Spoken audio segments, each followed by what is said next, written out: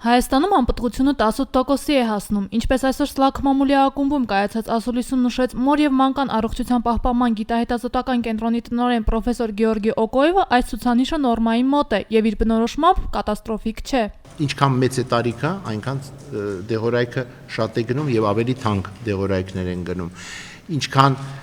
վիրահատությունները ձվարանների վրա շատ են, այնքան ավելի ծախսային մասը կլինի շատ, մոտավորապես 1 միլիոն դրամից սկսած 1 միլիոն 200 դրամից սկսում է կախված դեղորայքի ծախսից։ Ինչ վերաբերում է այս հարցում պետության աջակցությանը, ապա Օկոևը նշեց, որ բացի հետազոտման փուլից պետությունն այլ աջակցություն չի ցուցաբերում։ Թեև գիտականորեն ապացուցված չէ, սակայն անպտղության վրա իրենց ազդեցությունն ունեցել են նաև 90-ականների մութ ու ցուրտ տարիները, ցավով նշեց բանախոսը։ Օկոևը ընդգծեց, որ բուժման արդյունավետությունը 100%-անոց չի երաշխավորվում, թեև Հայաստանում բուժման էֆեկտիվությունը օրեցօր զարգացում է ապրում։ Հաջողությունները լինում են այն դեպքում, երբ զույգը միասին է այդ խնդիրը լուծում, նշում է մասնագետը։ Դրա համար, եթե վերցնենք ամբողջության տոկոսը անկախ տարիքից եւ անկախ հիվանդություններից, այսինքն անել այն, որ ցանկացած կին, ով որ դիմում է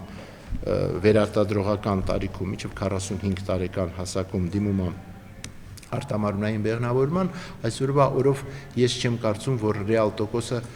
40-ից կարող է անցնել։ Ուղղակի ավել թվերին թույլ տվեք չհավատալ, քանի որ իրանք ուղղակի միգուցե կրում են ռեկլամային բնույթ։ Խոսելով կանանց եւ տղամարդկանց անպտղության ցուցանիշից, պրոֆեսորը նշեց, որ թեև անպտղություն ավելի հաճախ նկատվում է կանանց մոտ, սակայն տղամարդկանց մոտ էլ այդ ցուցանիշն օրեցօր բարձրանում է։ Իսկ վերջին պրոֆեսորը հորդորեց անպտղության բուժման համար դիմել ոչ թե հեքիմներին, այլ հենց մասնագետներին։ Լուսինե Հովհաննիսյան, Հովիկ Գրիգորյան, Սլաք AM։